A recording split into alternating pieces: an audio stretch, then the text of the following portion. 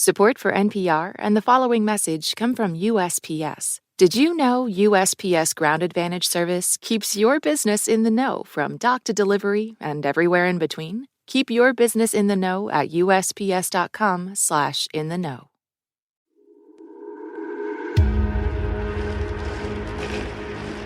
While most of you were playing ball in the sandlots, this war started. Adolf Hitler's all-out attack on Poland makes the long-dreaded European war a certainty. I pledge allegiance to the flag of the United States of America. Steve Rogers was a scrawny kid growing up in New York. And to the republic for which it stands. World War II was going on. The United States had not yet been involved.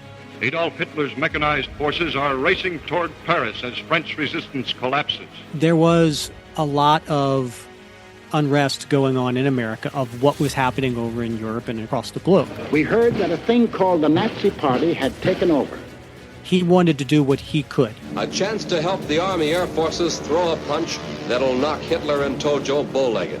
He tried to enlist, but was rejected for all types of purposes. One nation, indivisible. His size to having asthma, flat feet.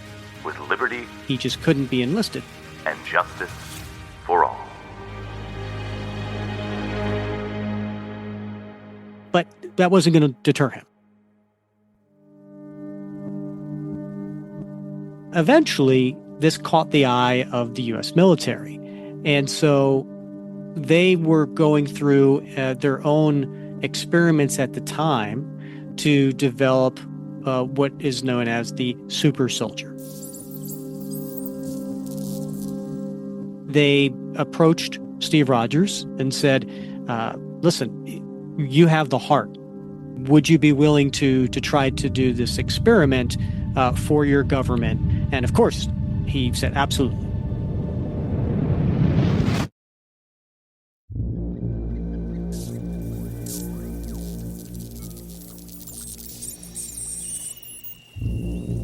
Don't be afraid, son. You're about to become one of America's saviors. Calmly, the young man allows himself to be inoculated with strange, seething liquid.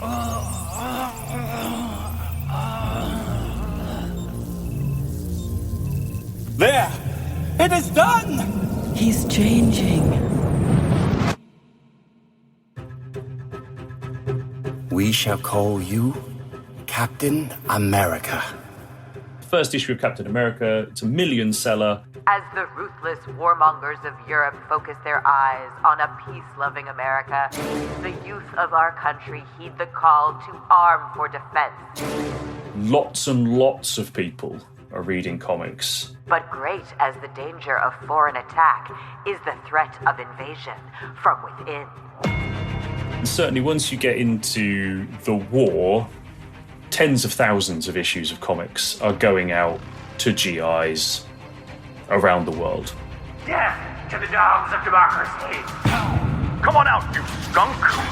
East and West, our nation is menaced as never before. And inside the Captain America comic books is this blonde-haired, blue-eyed, white, all-American super soldier. He wears a red, white, and blue costume that looks like a reimagined American flag. A big star on his chest, stripes tight against bulging muscles engineered by the U.S. government. His power is his superhuman strength. He carries no weapon, only a shield. And he fights only when he must. He's not someone who has always known power. So he is someone who knows what it is like to be the one getting sand kicked in their face. He's on the side of the little guy. Time for Captain America to go to work. Bam. Many of us know Captain America from the many Marvel movies he's in. But let's face it, out of all the superheroes, he doesn't have the coolest superpower. He can't fly or shoot webs or turn invisible. But what he does have going for him, aside from his super strength, are his morals. He's a character that all the other characters in Marvel look up to. when they don't know what's the right thing to do. The right thing to do. I came here to save blood, not to shed it. In some ways, Steve Rogers, aka Captain America, is someone many of us might want to be, or might want to believe in. Kind of like America itself. We want to live in a place that stands up to bullies, that knows right from wrong, and calls out injustice. And because Steve Rogers is this scrawny kid behind the mask, maybe he's someone we all can be. You are never going to be Superman. Unless you suddenly find a lot of money from somewhere, you are never going to be Batman. But there's always that chance, isn't there, that you could one day be Captain America. Justice will always triumph. You, me, any one of us. We could be the good guy doing the right thing. But what happens when what's right isn't so clear? How does a comic book hero designed to represent America's values survive in a changing world? I'm Rand Abdelfattah. And I'm Ramtin Arablouei. Coming up, producer Devin Katayama brings us the story of Captain America's identity crisis and what happens next.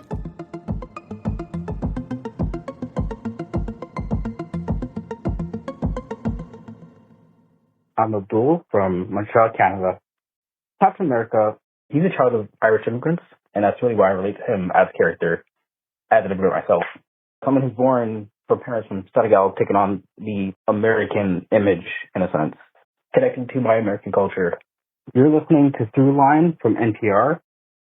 Support for this podcast and the following message come from Delta, committed to the communities where their employees live, work, and serve. Delta First Officer Pilot Monique Grayson shares why she believes in the value of giving back.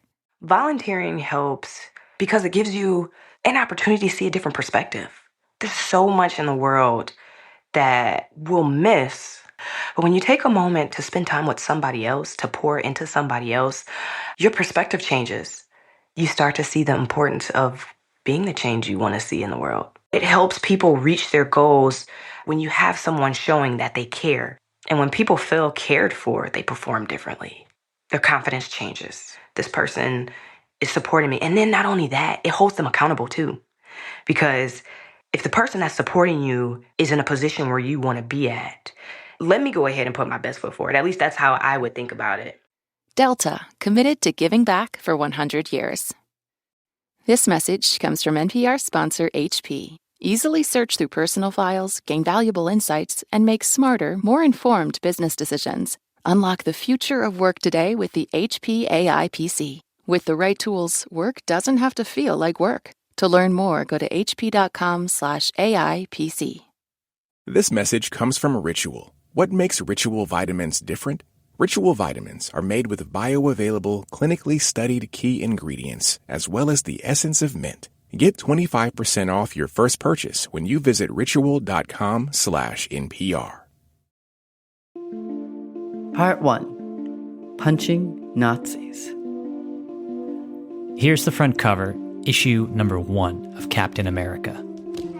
Cap gives Hitler a right cross, while Nazis shoot their pistols. There's a Tommy gun, too. A ricochet off Captain America's red, white, and blue shield, as if he's untouchable. It's December 1940. So you can see very clearly this front cover is making the case that we, Americans, can't stay out of this war. It is going to come to us eventually. This is Michael Goodrum. I am the author of Superheroes and American Self-Image, From War to Watergate. He's also a cultural history professor at Canterbury Christ Church University in England. So the first issue of Captain America Comics comes out a year before Pearl Harbor. For the first time in our history, we began mobilizing an army while still at peace. The US doesn't have troops on the ground, but Roosevelt runs in 1940 on the platform of being the arsenal of democracy. We must be the great arsenal of democracy. For us, this is an emergency as serious as war itself. Supplying and supporting, but not direct involvement. Many Americans following the Depression and the brutality of World War I don't want to go to war. The U.S. military is kind of small, and the war hasn't reached U.S. shores yet. But that wasn't enough for some people. People like Joe Simon and Jack Kirby, the creators of Captain America. Both Simon and Kirby are Jewish. They know what is happening in Europe. They can't go over and fight, but they need to do something to try and get people involved. As Joe Simon says, that you were always on the lookout for the next great villain, and it was becoming hard to think of a worse villain than Adolf Hitler. Adolf Hitler, unser Führer, Sieg heil! Sieg heil! Sieg heil! That first issue of Captain America, the one where Cap's punching Adolf Hitler right in the face, sold around 1 million copies. And the audience was probably a lot bigger than that, since comic books would get passed around like a Netflix login. It was mostly kids reading comics, but since they were sold on newsstands and in drugstores, a lot of people would have seen that front cover, including a group of Nazi sympathizers who terrorized Simon and Kirby. And it was in that moment, around the time the first issue came out, that a guy looking for work got a gig helping out. Stan Lee is probably the best-known figure in American comic books ever. Stan Lee went on to help create hundreds of superheroes, iconic ones like Spider-Man, Black Panther, the Hulk, Iron Man, X-Men. Stan really is kind of a Walt Disney kind of figure. Strangely enough, Disney now owns Marvel. This is Danny Fingerroth. He worked with Stan Lee as a comic book writer and editor for years. He also wrote A Marvelous Life, The Amazing Story of Stan Lee. So Stan got this job as an assistant to Simon and Kirby, running errands, proofreading, the background stuff. But then in just the third issue, they asked him to write a short storyline for Captain America. It's only a couple of pages, but in it, you start to see iconic pieces of Cap's identity being born. Captain America throws his shield. He hurls the spinning disc across the room, knocking a knife out of a bad guy's hand. What an iconic thing that would go on to become. And all of a sudden, Cap's main prop, this tool for defense, you can hide behind the shield. Great. Becomes a weapon. And Stan Lee would get more chances to write over the next year as Captain America became this Nazi fighting machine. And then, December 1941, the US enters the war. The following year, Stan enlists in the army, working in military communications. But on the side, he keeps writing Captain America. Today, a terrible menace is closing in upon us from all sides. It is the menace of fascism. One of these two worlds must break asunder. Things are in turmoil in the East. A bold stroke would put power in the hands of anybody. Cap fights Nazi saboteurs and Japanese soldiers. And I'm not going to lie, the art didn't age well. There were a lot of racist stereotypes. But patriotism sold well during the war. Stan even included not-so-subtle messages for Americans to sacrifice for the greater good. You know that it's the duty of every American to buy war stamps and bonds. And then, as the Allied powers start winning the war, something strange happens. The popularity of superheroes begins to fade. It's difficult to have superheroes fighting the war when you are fighting the war, your brother is fighting the war, your dad, your uncle, right? Real people are fighting and winning.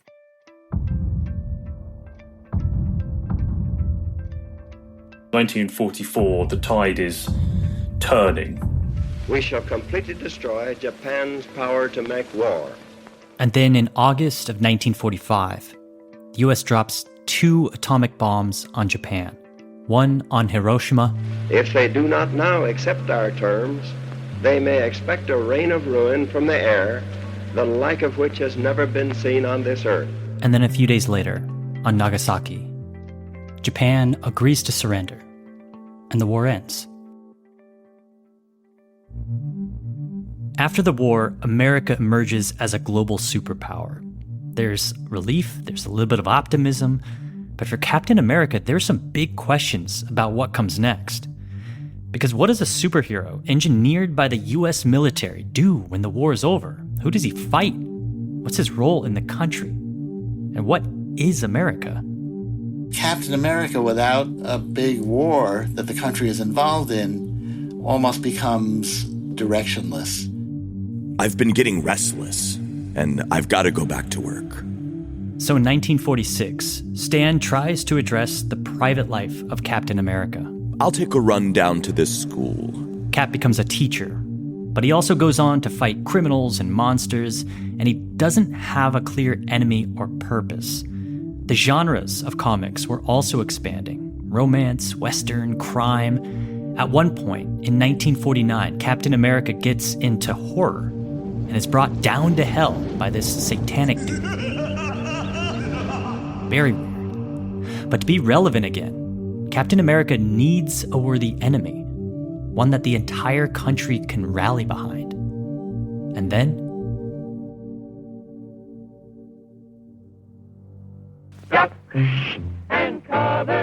the Cold War. We all know the atomic bomb is very dangerous. In recognizing a communist, physical appearance counts for nothing. Since it may be used against us, we must get ready for it. Freedom-loving peoples all over the world stand alert to the menace of communism. Captain America was no longer needed to fight Nazis or to fight the Japanese army or saboteurs. This is Rick Verbanas, co-host of the Captain America Comic Book Fans podcast. Now there was a new villain. Now there was a new threat, and that was communism. So in 1954, Cap's like, all right, I got it. He comes back as Captain America Commie Smasher. Commie Smasher.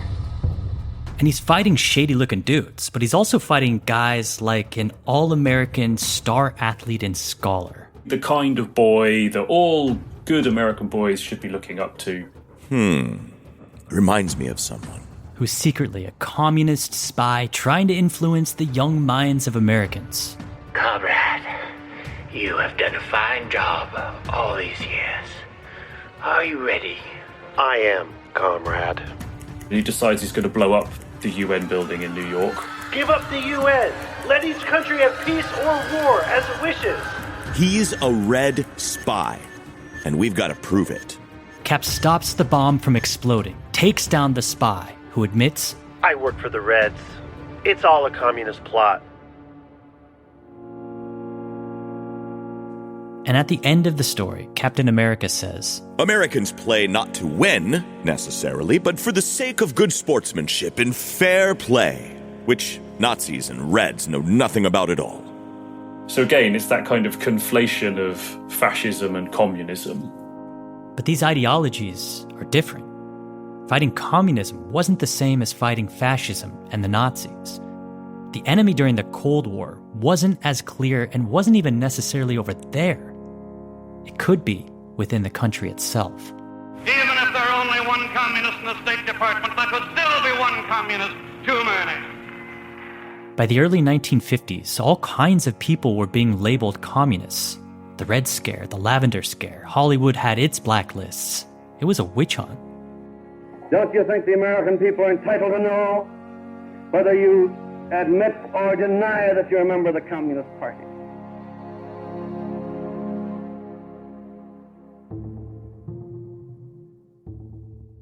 And pretty soon, in 1954, comic books would be put on trial too. Comic books are an important contributing factor in many cases of juvenile delinquency.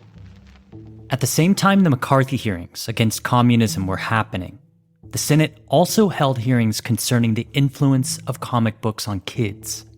The star witness for the prosecution, as it were, is Frederick Wertham, a German-born psychiatrist who was generally considered a progressive thinker. He also wrote a book called Seduction of the Innocent. I hate to say that, Senator, but I think Hitler was a beginner compared to the comic book industry. He turns up with a whip that he's bought out of the back of one of the comics. And his message? That comic books are damaging the minds of children because of their gruesome images, their violence, and sexual or racist depictions.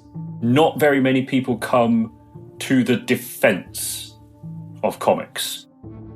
And in the middle of these Senate hearings, Captain America fades away. And a lot of other comics do too. The Senate hearings make comics toxic. No one wants to go near comics after this.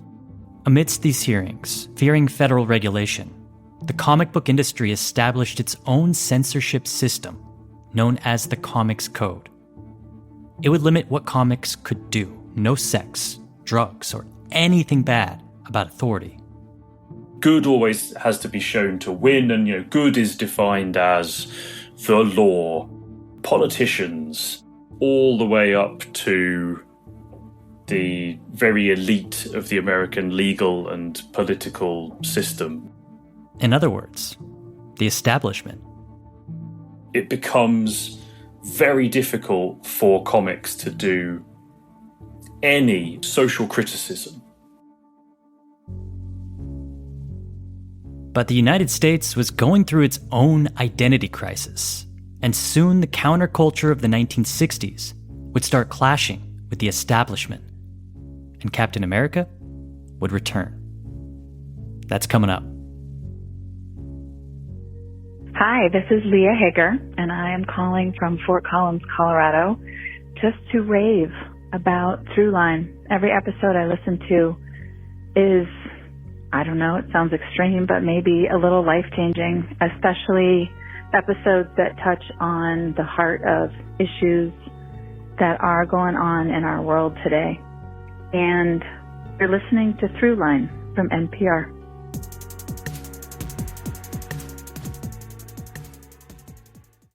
This message comes from Capital One Commercial Bank. Your business requires commercial banking solutions that prioritize your long-term success. With Capital One, get a full suite of financial products and services tailored to meet your needs today and goals for tomorrow. Learn more at CapitalOne.com/commercial. Member FDIC.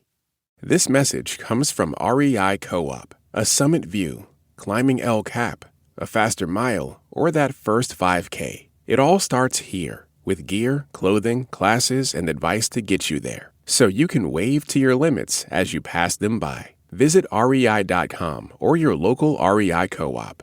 Opt outside. This message comes from First Leaf. Summer might scream rosé, but there's more to pour with First Leaf, offering fresh reds, sparkling whites, and crisp blends for warm days. Go to tryfirstleaf.com/summertime and get your first 6 bottles for just $44.95. Part 2. A Man Out of Time.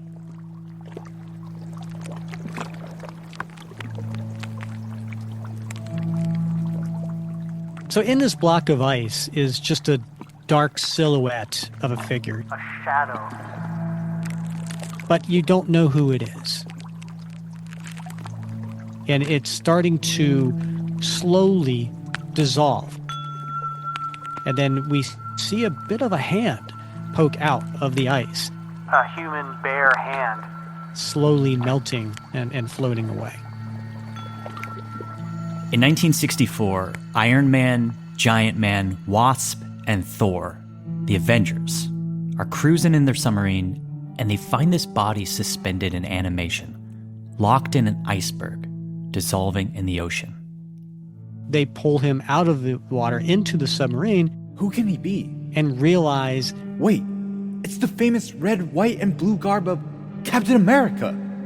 He's breathing. His eyes, they're flickering. It's him. This is Rick Verbanas, co-host of the Captain America Comic Book Fans podcast. He says after the Comics Code is established, DC Comics starts reimagining some of their legacy superheroes, and Marvel responds by creating new superheroes of their own. But this time they make them more reflective, flawed, human. And superheroes start making a comeback.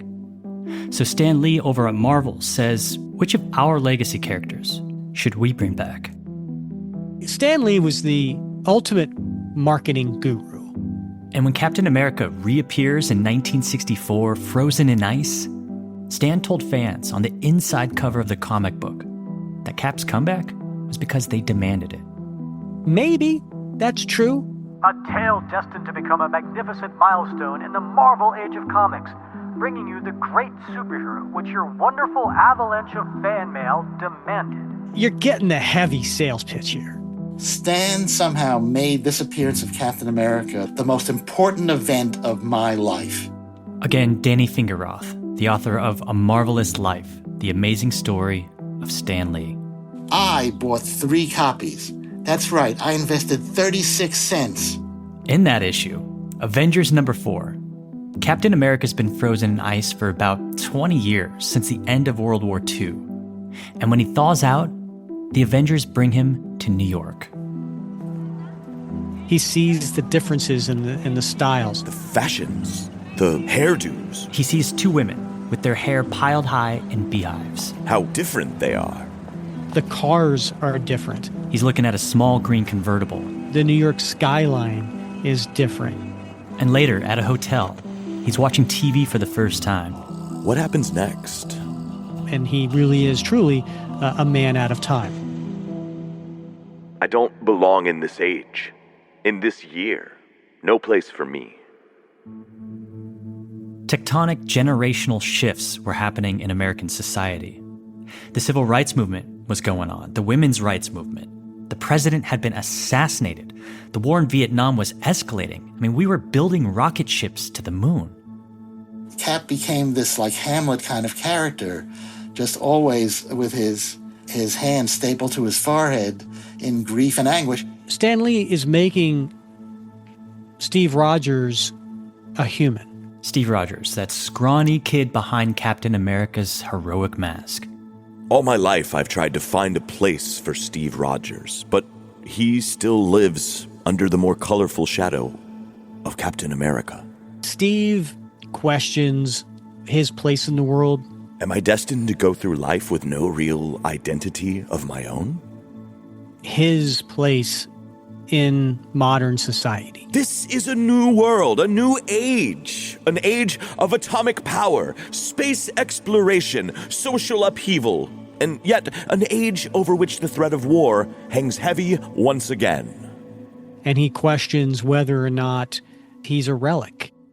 And so long as danger beckons, there's still a need for an old relic like Captain America. And it wasn't just Stan and Cap who were thinking about the character's identity. Marvel was also printing letters from fans inside the comic books where they would debate who Cap should be, what he should stand for, and really, what does it mean to be an American hero? His roots belong in the past, not now.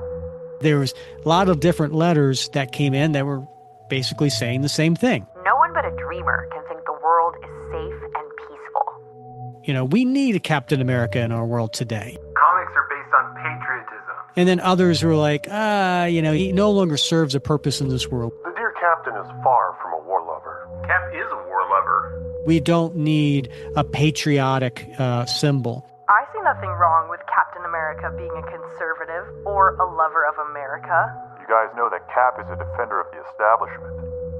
Most Captain America comics in the late 1960s had at least one letter arguing about Captain America's identity.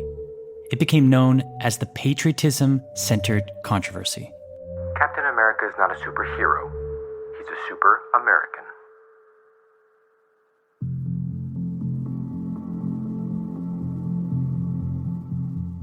Stan saw things were changing, and he also saw that his audience was changing. So it was a big problem for somebody in entertainment like that. You know, if you take a stand on an issue, you potentially lose half your audience.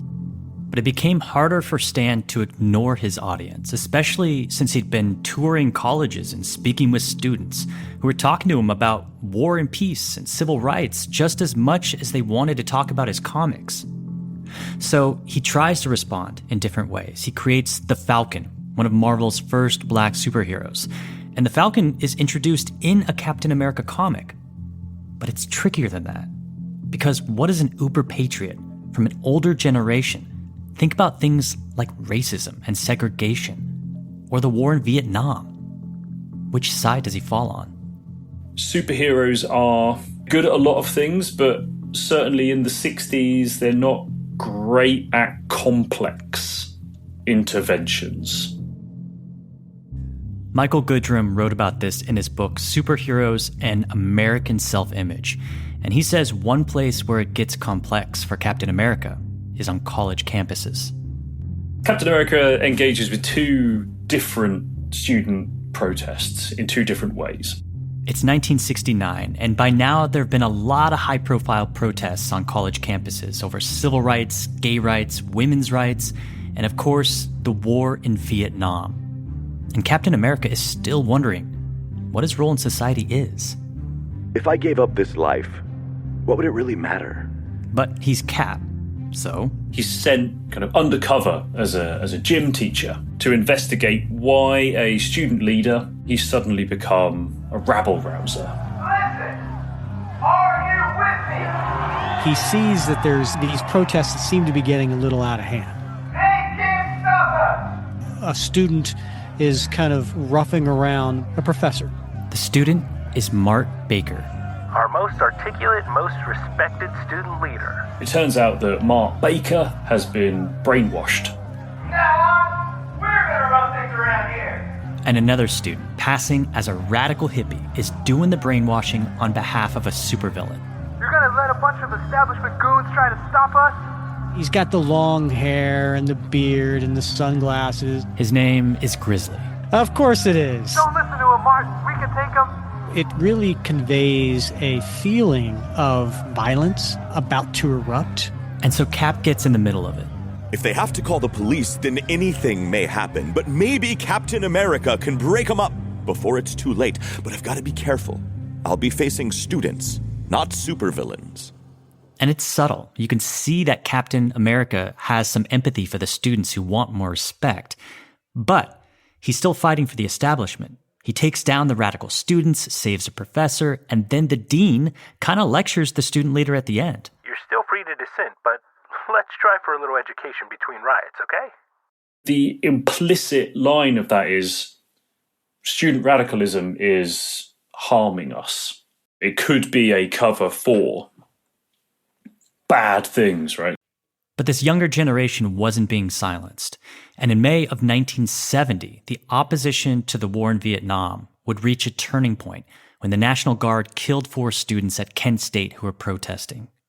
Whether or not it was on Stan's mind when he was writing Captain America, it was definitely on the minds of people in the United States. The next time Stan Lee writes a student protest, it's quite different. He sees that there's a lot of armored policemen, helmets and batons, going up against civilians. Here's where I ought to step in and make like a swinging hero. And Cap thinks to himself, but how do I know whose side to take? What the heck? The cops don't need any help, but these kids do. So Captain America intervenes on the side of the students against the police. Cap still doesn't quite understand why some students feel like they have to resort to violence and can't be more like him, measured and reasonable. And this is where having strong morals gets tricky, because applying those morals, doing the right thing, in real life means that you're often taking sides, which Cap does. Later, he's asked to read a speech on television promoting law and order, and he breaks from the script. I've been asked to speak to you today to warn America about those who try to change our institutions. But, in a pig's eye, I'll warn you. This nation was founded by dissidents, by people who wanted something better. There is nothing sacred about the status quo, and there never will be. I don't believe in using force or violence because they can be the weapons of those who would enslave us. But nor do I believe in an establishment that remains so aloof, so distant, that the people are driven to desperate measures. The audience both loved and hated this story, according to Stan Lee. And a few months later, Stan wrote an editorial in a Captain America comic responding to critics who didn't think Marvel should do stories about politics or civil rights or the environment, what Stan called real issues. And he wrote that he was hearing it from all sides, saying, quote, "We're just trying to make some sense out of the nutty news items and ridiculous reports that assail our senses every minute. If we can make you think, if we can anger you, arouse you, stimulate, and provoke you, then we've served our purpose." This message comes from Amazon. When you're on hold with a doctor's office or pharmacy and the operator says, "Your call is very important to us," after the 10th time, well, suddenly your call doesn't seem very important to them at all. Amazon One Medical has 24/7 virtual care, and Amazon Pharmacy delivers meds right to you fast, without any horrible hold music. Thanks to Amazon, healthcare just got less painful. This message comes from NPR sponsor, the official Gilded Age podcast from HBO. Unpack each episode and hear from the people who bring 19th century New York to life. Listen to the official Gilded Age podcast wherever you get podcasts. This message comes from Homes.com. When you're home shopping as a parent, you have lots of questions about local schools. That's why each listing on Homes.com includes extensive reports on local schools, including photos, parent reviews, student-teacher ratio, school rankings, and more. The information is from multiple trusted sources and curated by a dedicated in-house research team. It's also you can make the right decision for your family. Homes.com. We've done your homework. It's a dialogue with the times. They're leading a discussion that is then helping people to work out how they fit in the country and how they conceive the country. Everybody has a different interpretation of what Captain America is and who he should be. In the 50s, the villains were the commies. And then you get to the 60s, and what does Captain America stand for? And that's really been an issue with Captain America ever since he was thawed, in 1964. Coming up, as the U.S. sinks deeper into Vietnam, a conscientious objector becomes the voice of an American war hero.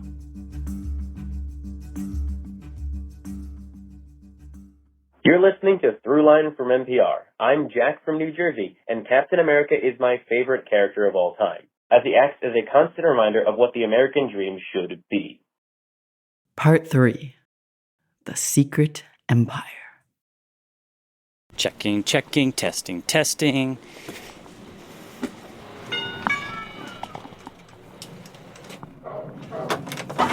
Hello, you've come to the right place. Good to meet you. I'm Devin. Yeah, hi, Devin. This is comic book writer Steve Englehart. I met up with him at his home in Oakland, California. Should I take my shoes off? No, I don't care.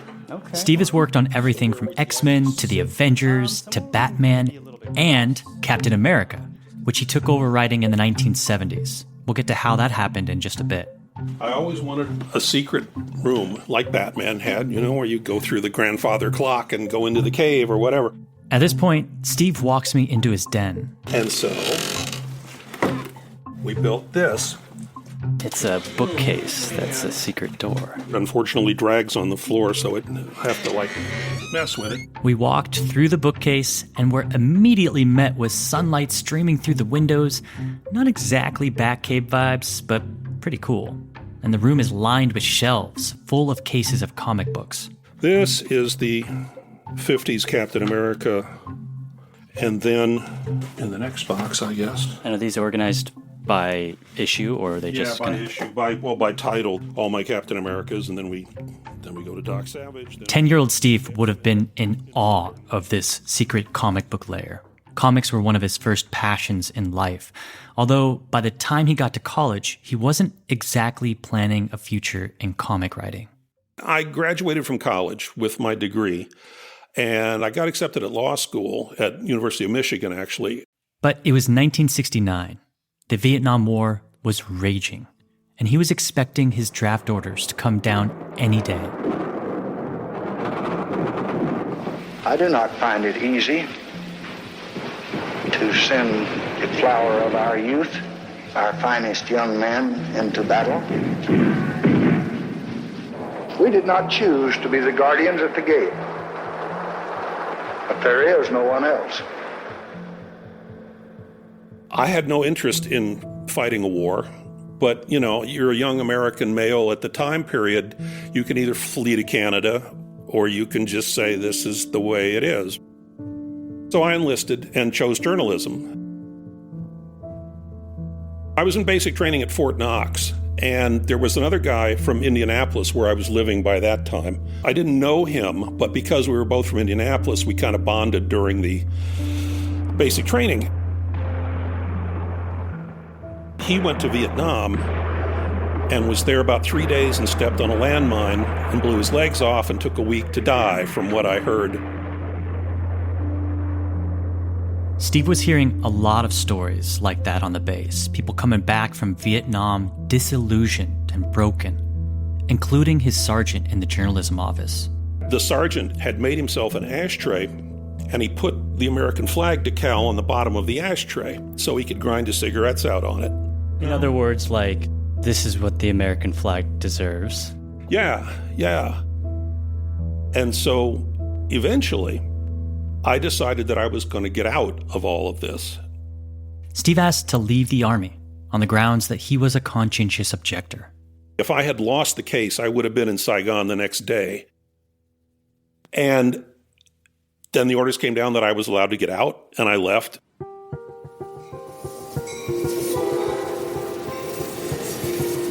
I hopped on a train, went up to New York, and started trying to get into comics.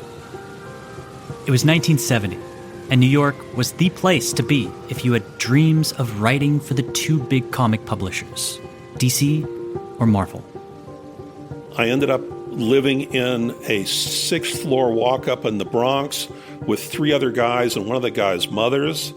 It was like your whole starving artist come to New York, get started kind of thing. He took whatever work he could find. 1-page fillers, mysteries, or romances, or, backgrounds for other better artists. And eventually, in 1971, he lucked into a position at Marvel.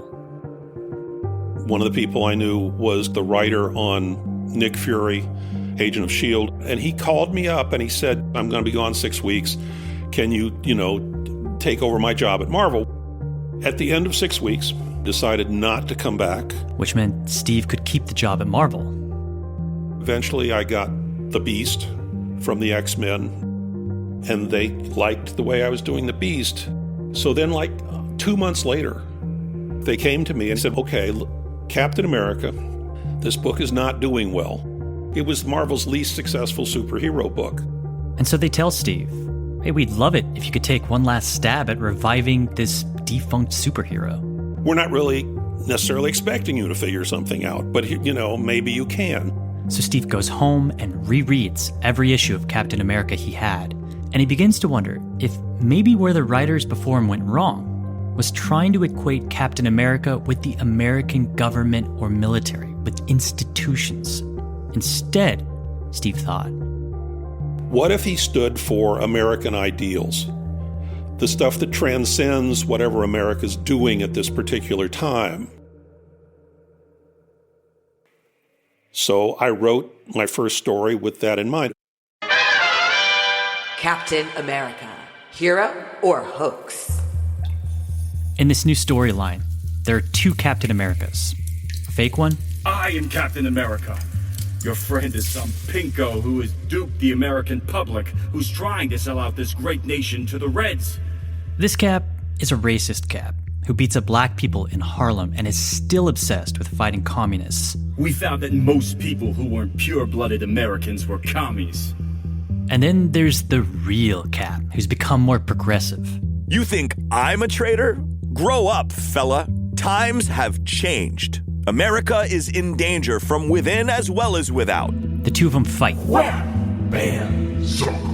And the real Cap wins. And so does Marvel. This storyline made Captain America comics bestsellers again.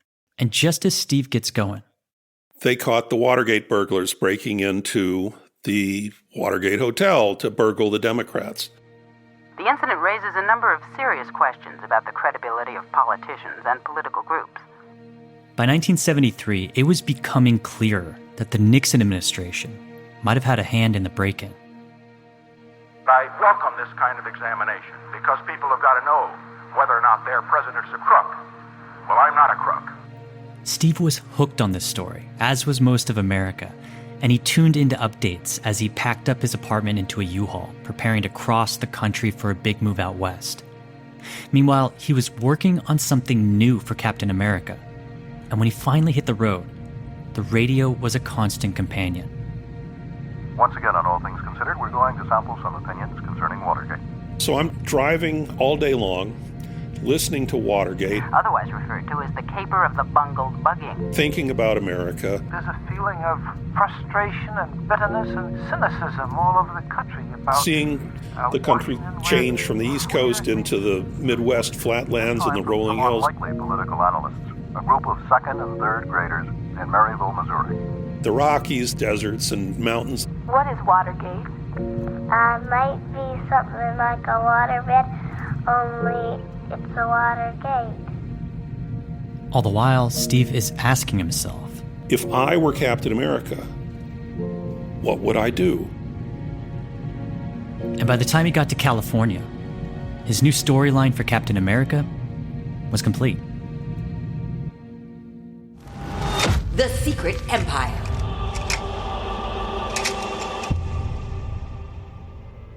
I wasn't writing a crime documentary. I was writing a Captain America comic book.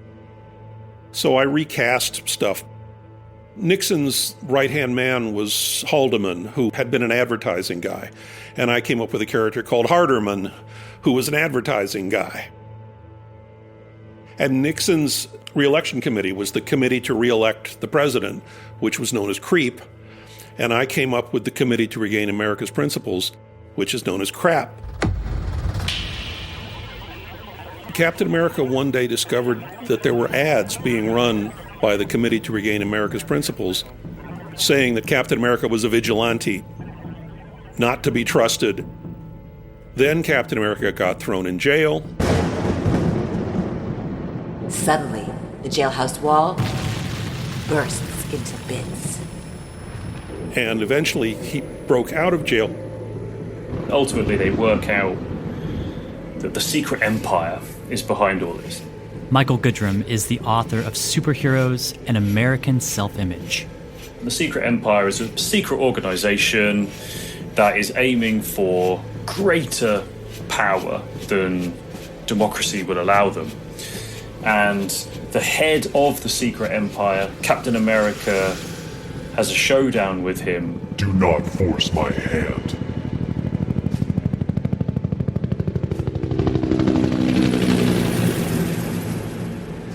Captain America chased him into the White House, into the Oval Office. All right, mister, into the line. I gambled on a coup to gain me the power I craved, and it appears that my gamble has finally failed. And he proves to be no match for Captain America. Crack. Defeated. He blows his brains out in front of Captain America. You never see his face, but nobody is in doubt, really, who that's supposed to be. I couldn't kill Richard Nixon in the comic book. Why couldn't you make him Nixon? Was that too far? I thought so. I mean, that was my decision, right? It was all up to me. There was no editorial pushback at all from Marvel. I always thought he was like a New Deal liberal, that, you know, he was a Roosevelt guy. He'd grown up with Roosevelt as the president. And so he would have believed in the government's power to fix society's problems. So to have that guy find out that the president was a crook, I saw the possibilities of that guy being disillusioned. Once Captain America has had this showdown, he loses his faith in America. I'm the one who's seen everything Captain America fought for become a cynical sham.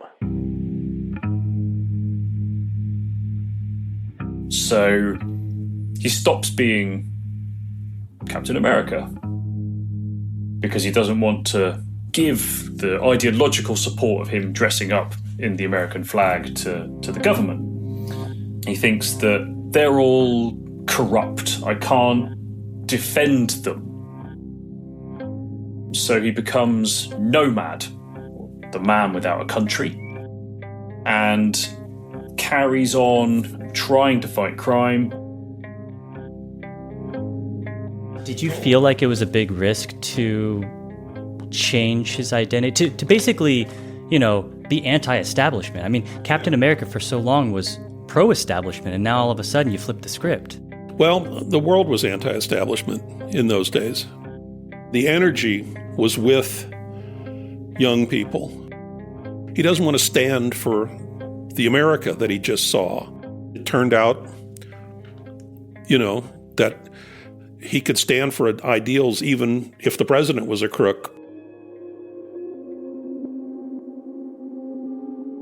Less than a year later, Nomad went back to being Captain America, and Steve Englehart eventually passed the baton to new writers. But Steve had forever changed the idea of what kind of patriot Captain America could be.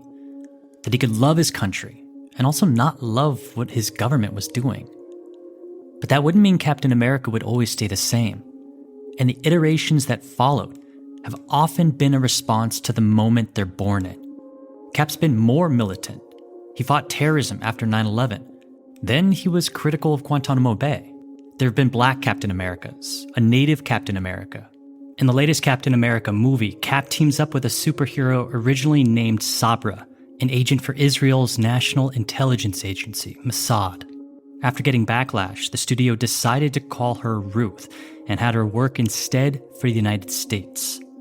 These debates about what Captain America should stand for, who he should fight for, and what is right or wrong, they're all part of a conversation we continue to have about who we are and who we want to be.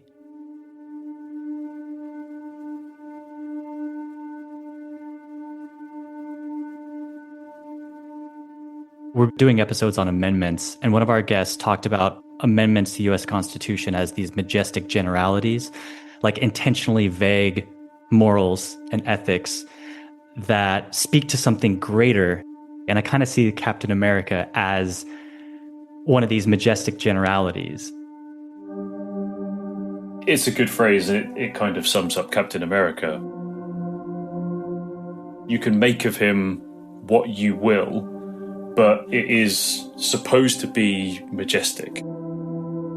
It's beautifully crafted in terms of setting up the critique of the systems in America and then working it back round so that you follow Captain America through the journey of resoliciting your ideological belief in the idea of America. You want to believe the best of people and that there's always someone out there who's going to do the right thing.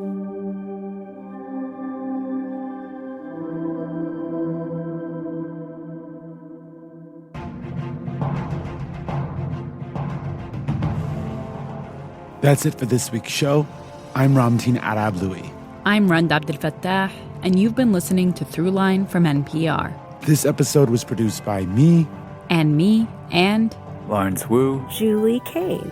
Anya Steinberg. Casey Miner. Christina Kim. Devin Katayama. Irene Noguchi. This is Christopher Beale, and I played Captain America. Thanks to Neil Vandehei, Chad Bryan, Don Moore, Sandia Dirks, J.C. Howard, Cameron Fraser, Dustin Brumley, Ryan Dorgun, and Ali Katayama for their voiceover work. Also, thanks to Amber C., Tony Cavan, Johannes Durgi, Edith Chapin, and Colin Campbell. Fact-checking for this episode was done by Kevin Vogel. The episode was mixed and mastered by Robert Rodriguez. Music for this episode was composed by Ramtin and his band, Drop Electric, which includes Anya, Mizani, Naveed Marvi, Sho Fujiwara. And finally, if you have an idea or like something you heard on the show, please write us at throughline@npr.org. And make sure you follow us on Apple, Spotify, or the NPR app. That way, you'll never miss an episode. Thanks for listening.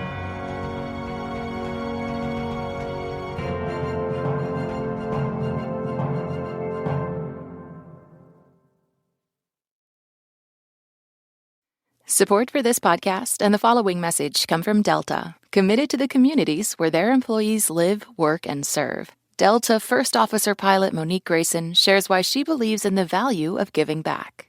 Volunteering helps because it gives you an opportunity to see a different perspective. There's so much in the world that we'll miss. But when you take a moment to spend time with somebody else, to pour into somebody else, your perspective changes. You start to see the importance of being the change you want to see in the world. It helps people reach their goals when you have someone showing that they care. And when people feel cared for, they perform differently. Their confidence changes. This person is supporting me. And then not only that, it holds them accountable too. Because if the person that's supporting you is in a position where you want to be at, let me go ahead and put my best foot forward. At least that's how I would think about it. Delta, committed to giving back for 100 years.